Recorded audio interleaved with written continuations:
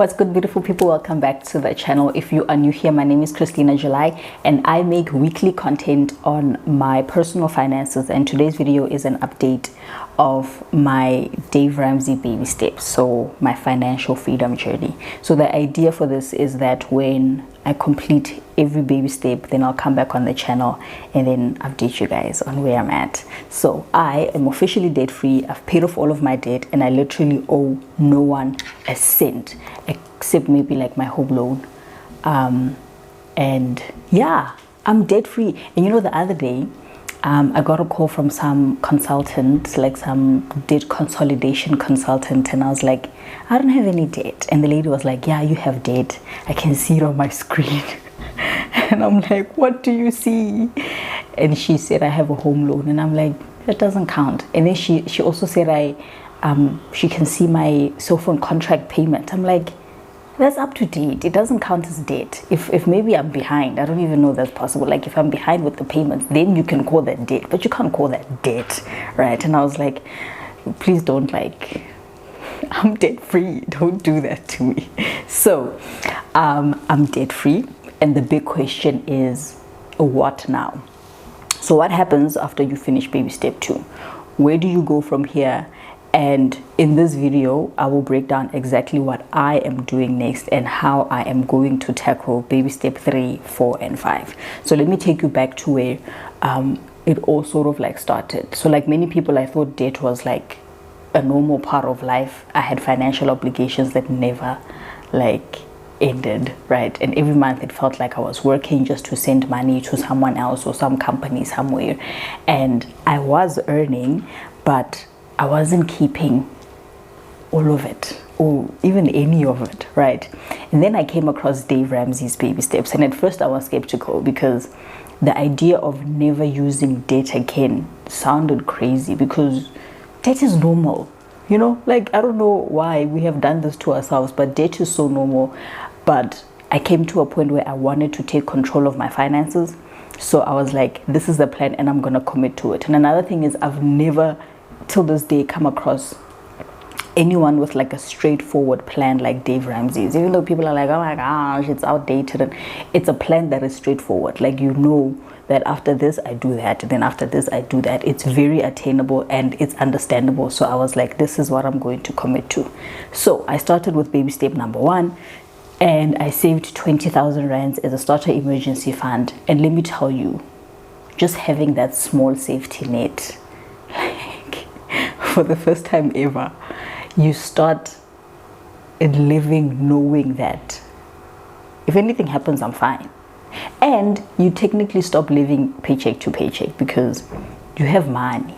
Like, you're not broke, you know, even though you can look broke because you're not supposed to touch that money for, unless it's for like an emergency, but you're not like broke. You have money that you stashed, you know. And then after baby step 1 came the hard part, and I think this for me took the longest, and I think it takes the longest for every other person. Baby step 2, which is getting out of debt. And the way Dave Ramsey says it is, you have to use like the snowball method, or the method that he suggests is snowball, which is exactly what I did, because I was just like, I'm going to do this plan the way it said. I'm not gonna, you know, it's only now that I think I'm just doing my own thing, but I did the snowball method, and I listed all of my debts from like smallest to largest, and then I attacked them with literally like every extra cent that I could find. And I was focused, but I was also not depriving myself as much, because there's also that thing of tackle your debt with like a vengeance, and like, don't buy this and don't buy. I was not doing that. Like, I set aside money to pay off my debt, and I had a plan to pay off my debt, but at the same time I was sort of like enjoying my money, right? Because I was like, I'm not gonna do that to myself. So eventually, one by one, my debts sort of like disappeared, until the biggest one at the time, which actually wasn't the biggest one. The biggest one was my iMac, but at the time when I was sort of like finishing it off, the biggest one became the MobiCred one, because MobiCred again was revolving. So I would pay it and then use it, and then pay it again and then use it again, and I never really could finish until I paid it off. I remember in September I paid it off like 20 grand, when I got my bonus. That was so painful. But actually, I'm glad I did that. And then the next 3 months, September, October, November, December, or September, October, November, I ended up spending like 7 grand on it again. And I was like, you know what? I'm actually not a revolving debt person. So I paid it off again. I took from my emergency fund because that felt like an emergency, right? Like I was an enemy to myself. So I took from my emergency fund and I paid it off again, and I closed it. I called them and I said, please close it. I sent emails and all of those things, and I deleted the thing. Like, it's closed, so I don't have debt. Right now, I am here now. Baby step 3 is a fully funded emergency fund, so you can either build it up between 3 to 6 months of your essential expenses, right? So that would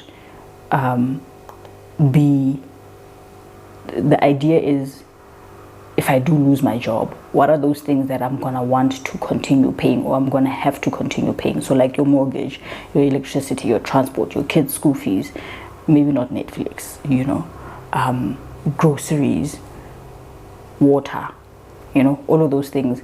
You look at that, and then you times that by 3 for a 3-month emergency fund, or like 6 for 6 months emergency fund. And then there are also other methods to calculate an emergency fund. Other people take like a month of their salary and look at that as an emergency fund, like 1 month. And then if they have 2 months of their salary, then it's like 2 months. I don't do that. I think that's a lot.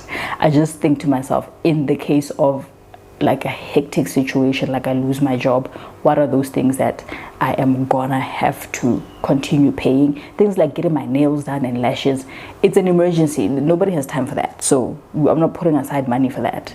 But for now, I just decided that I'm going to focus this year on a 3-month emergency fund. I would love to grow it even to like 12 months, but now I was like, let's just do 3, and then we'll then do 4, then do 5, then build it up to 6, and then up until 12. So the next focus is baby step 3, 4, and 5. So all 3 of the baby steps, right?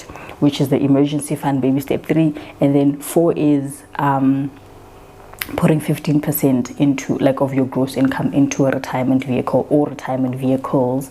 And then baby step 5, saving for my son's education. So I will be doing all of them at the same time, which means I will be balancing them together, right? So baby step number 3, fully funding my emergency fund, although I do have a starter emergency fund, which is the 20 grand.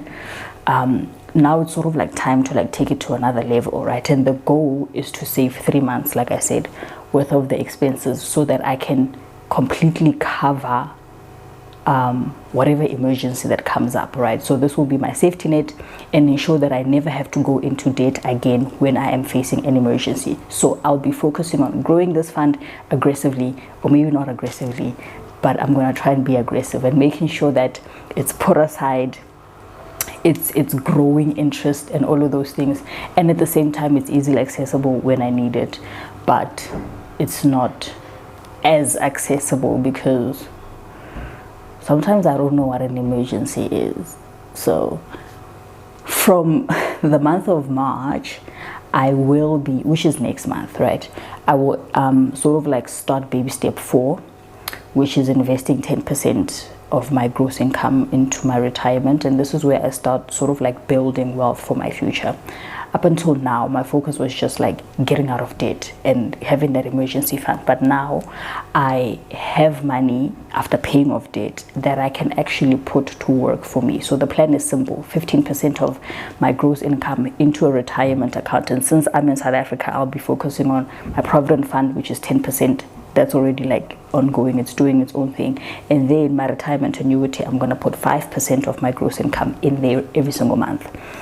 And since I'm starting in March, that's literally gonna be the case until like forever, right? So I want to make sure that future me is taken care of, and I never want to be in a position where I have to depend on anyone, like my kids, in retirement. That's a whole conversation for another day. But I think depending on your kids, I think that's just wrong. but we can have a conversation about it. So for me, this is a very crucial step. It's something that I have to do. Like, it's that huge. I cannot burden my kids when I'm old and they are supposed to be building their lives, and then they have me, they giving me allowances, and I don't want that. I personally don't want that. If that's the life you want to live, cool. I'm just like, my kids must flourish. And then baby step 5, which is saving for my son's education. So my son is 3 at the moment, and the route that I've decided to take is to just sort of like max out his tax-free savings account. So 36,000 every single year. So he is somewhat set up for life to some extent, right? I want to sort of like make sure I set him up for success. And one of the biggest burdens that parents face, especially if you are a parent now that has a job and your child cannot qualify for NSFAS, right? Then we have to go into student debt, or he has to go into student debt. I don't want that. So I refuse to let my future kids and my kid, right, this one and the ones that are to come, to go through all of that and have debt. So I'm taking care of that. So I'm going to save. So when he decides he wants to go to school, there's money for that, right? So while my main goal is, or my main focus, or my main plan is the baby steps, I do have another goal, which is reaching a net worth of $1 million by the age of 30. And I'm laughing because looking at it now, it doesn't look possible. And I think I want to leave room for faith. I want to leave room for the Lord to do his thing. I want to leave room for Jesus to show up, because when I'm doing my calculations and punching in my current salary and all of the things that, like my budget that I have for this month, if I keep it the same for like the rest of the year and the year after, it's not happening. It's just not. But then I have faith, and that's the whole point of a big goal. Like for me, this is a big goal, right?